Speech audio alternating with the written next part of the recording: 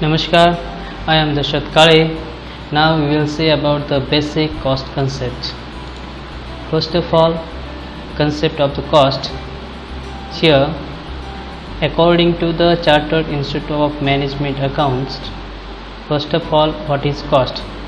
Cost is the amount of expenditure, actual or national, incurred on or attributable to a specified things or activities.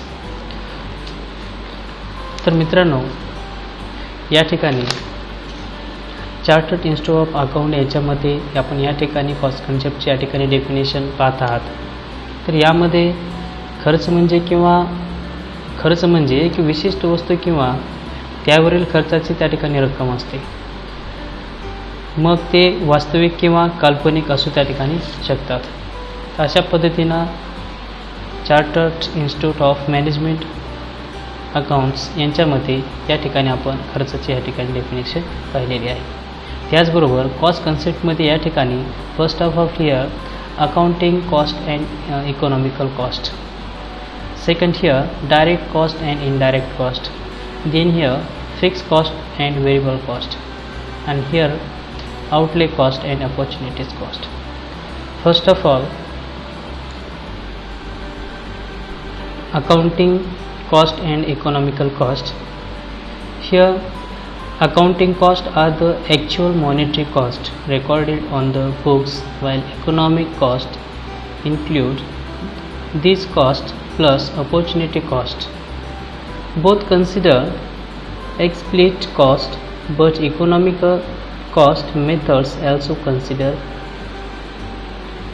implicit cost. Then here direct cost and indirect cost.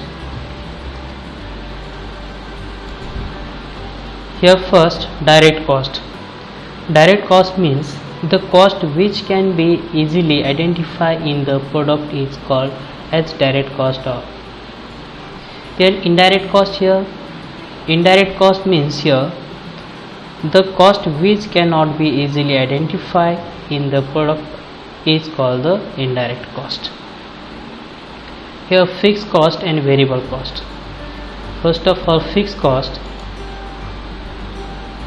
the cost which remain constant irrespective of productions up to the certain level of capacity, but which changes per unit of productions according to the volume of the production is called the fixed cost.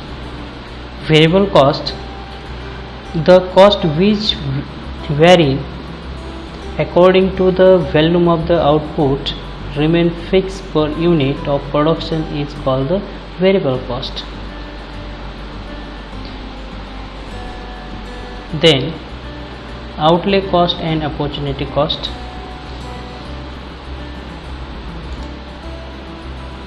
Outlay cost include the actual expenditure of the funds of the factors like material, land, wastage, etc. In the opportunity cost, the benefit sacrificed to the adopt an alternative course of action is called the opportunity cost. Then here cost, expenses and loss. First of all, here cost refer to an amount of resource spent for manufacturing goods or providing services. मित्रांनो, वस्तू आणि सेवा तयार करण्यासाठी जो काय आपल्याला या ठिकाणी खर्च येत असतो आपण त्या ठिकाणी त्याला कॉस्ट असं त्या ठिकाणी म्हणत असतो. मग या ठिकाणी एक्सपेन्सेस आहे. And expenses is the cost of the operations that a company incurs to generate revenue. मित्रांनो, उत्पन्न प्राप्तीसाठी नियमितपणे केले जाणारे शोधन म्हणजेच त्या ठिकाणी खर्च असतो. जे काही आपण त्या ठिकाणी आपल्या एखाद्या कंपनीला उत्पादन करायचं असेल तर उत्पादन तयार करण्यासाठी सर्वप्रथम तर जे काही त्या ठिकाणी पैसे इन्व्हेस्ट करावे लागतात, त्या ठिकाणी खर्च करावे लागतात, कारण ती वस्तू पैसे खर्च केल्याशिवाय त्या ठिकाणी तयार होणार नाही. म्हणून त्या ठिकाणी आपण वस्तू तयार करण्यासाठी जे काही त्या ठिकाणी खर्च आहे, खर्चासोबतच त्या ठिकाणी आपल्याला एक्सपेन्सेससुद्धा त्या ठिकाणी करावे लागतात. म्हणूनच एक्सपेन्सेस म्हणजेच काय, तर उत्पन्न प्राप्तीसाठी नियमितपणे केले जाणारे शोधन म्हणजेच त्या ठिकाणी खर्च असतो. Loss when not benefit is the derived by the incurrence of the cost, it is the terms as loss. मग बरेचदा उत्पादनासून त्या ठिकाणी आपल्याला एक फायदा त्या ठिकाणी बेनिफिट्स मिळत नसतात. उत्पादन त्या ठिकाणी जास्त झालं तर बरेचदा आपल्याला त्याच्यामध्ये त्या ठिकाणी लॉससुद्धा त्या ठिकाणी सहन करावे लागतात. जेव्हा उत्पन्न हे खर्चापेक्षा कमी असते त्या फरकाच्या राशीला त्या ठिकाणी आपण लॉस असं किंवा हानी असं त्या ठिकाणी म्हणत असतो. मित्रांनो, एक छोटंसं या ठिकाणी एक्झाम्पल देतो. कोणतीही वस्तू त्या ठिकाणी तयार करायची असेल तर सर्वप्रथम आपल्याला त्याच्यावर त्या ठिकाणी खर्च त्या ठिकाणी करावे लागतात, तेव्हाच ती वस्तू त्या ठिकाणी तयार होत असते.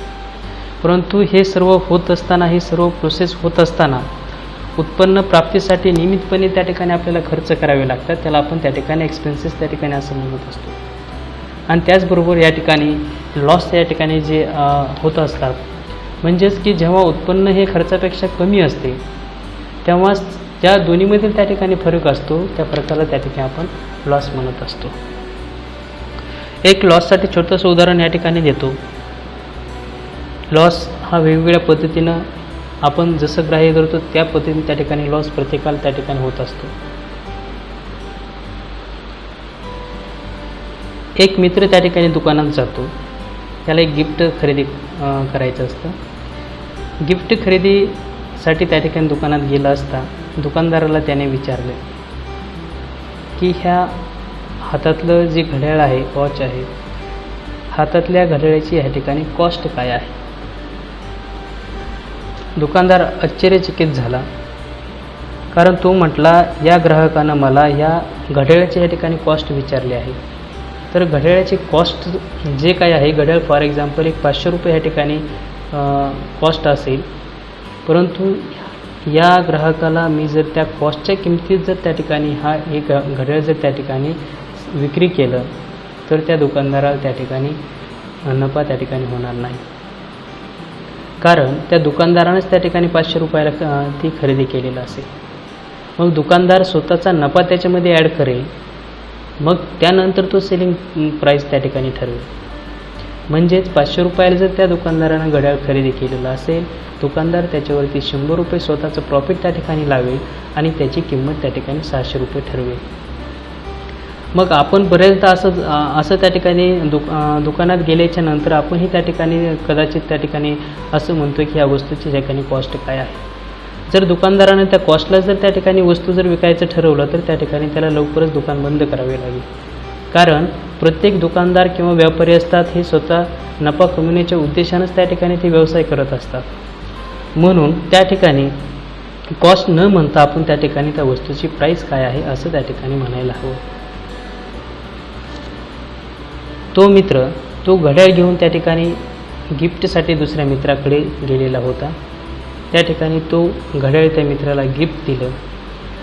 अशातच एक अर्धा तास निघून गेल्याच्या नंतर काही त्या ठिकाणी दोघांमध्ये त्या ठिकाणी मस्तीमध्ये घड्याळाचं त्या ठिकाणी नुकसान झालं. म्हणजे घड्याळ हातातून त्या ठिकाणी निघलं, खाली पडलं आणि त्याच्या त्या ठिकाणी काच वगैरे ग्लासेस त्या ठिकाणी तुटून गेले. मग आता काय झालं, त्या ठिकाणी जेव्हा घड्याळ त्या ठिकाणी लॉस्ट झालेलं त्या ठिकाणी पूर्णतः खराब झालेला आहे, म्हणजेच एक प्रकारचा आता त्या ठिकाणी सुद्धा तो काय झालेला आहे, लॉस झालेला आहे. अशा प्रकारे लॉसचे अनेक पद्धतीने त्या ठिकाणी आपण उदाहरणं देऊ शकतो आणि देतासुद्धा त्या ठिकाणी येते. नेक्स्ट आहे cost centre. CIMA defines cost center as a production or services, functions, activity or item of the equipment who cost may be attributed to cost unit. A cost center is the smallest organizational subunit for which separate cost allocation is attempted. मित्रांनो, या ठिकाणी CIME याच्या त्या ठिकाणी यांच्यामध्ये उत्पादन किंवा सेवा कार्य किंवा जो क्रियाकलाप आहे किंवा उपकरणाची जी वस्तू किंवा त्याची किंमत खर्च युनिटला त्या ठिकाणी जे युनिट असतात डिपार्टमेंट वाईज असतात त्या ठिकाणी त्यांना कशा पद्धतीने येतो आहे ते सर्व खर्च केंद्र हे सर्व लहान संस्थात्मक उपएकक आहेत ज्यासाठी स्वतंत्र किंमत वाटपाचा प्रयत्न त्या ठिकाणी केला जातो. साहजिकच मित्रांनो, एखाद्या कंपनीमध्ये एखादं प्रोडक्शन त्या ठिकाणी बाहेर निघत असेल त्या ठिकाणी प्रोडक्शनचं आउटपुट त्या ठिकाणी आपण त्याला असं म्हणत असतो. एखाद्या कंपनीमध्ये एक वस्तू त्या ठिकाणी तयार झाली असेल तर त्या वस्तूला वेगवेगळ्या ती वस्तू तयार झालेली वस्तूचे जे काही रॉ मटेरियल आहे त्या वेगवेगळ्या डिपार्टमेंटमध्ये त्या ठिकाणी एक तयार झालेलं असतं. जसं की रॉ मटेरियल हे परचेस डिपार्टमेंटचा भाग आहे. त्यानंतर एक मशिनरी एक्सपेन्सेस आहे. त्या रॉ मटेरियलला त्या ठिकाणी मशिनरीमधून त्या ठिकाणी समोर जाणं आहे. मशिनरीमध्ये त्याचा बराचसा भाग त्या ठिकाणी क्लिअर होत असतो. अशा वेगवेगळ्या टप्प्यामधून त्या ठिकाणी उत्पादन तयार होत असतं. मग वेगवेगळ्या डिपार्टमेंट्स कंपनीमध्ये असतात.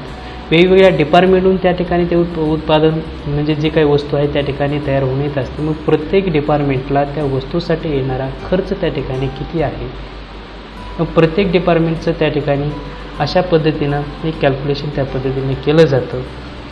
Next it comes first in the process of the cost analysis. मित्रांनो, हे किमतीच्या विश्लेषणाच्या प्रक्रियेत सर्वप्रथम त्या ठिकाणी येत असतं. It helps to the classify cost. मग जे काही क्लासिफाय कॉस्ट जे वर्गीकरण असतं खर्चाचं वर्गीकरण करण्यासाठी या ठिकाणी कॉस्ट सेंटरची त्या ठिकाणी आपल्याला मदत होते. आता या ठिकाणी क्लासिफिकेशन ऑफ कॉस्ट वेगवेगळे त्या ठिकाणी खर्च दिलेले असतात. मग direct for example direct cost, indirect cost, then normal cost, abnormal cost असतात. त्याच्यानंतर direct labour, indirect labour cost असतात. इत्यादी कॉस्ट त्या ठिकाणी इत्यादी खर्चाचं त्या ठिकाणी विश्लेषण त्या ठिकाणी आपण करत असतो. ते करण्यासाठी आपल्याला कॉस्ट सेंटरची या ठिकाणी मदत भेटते.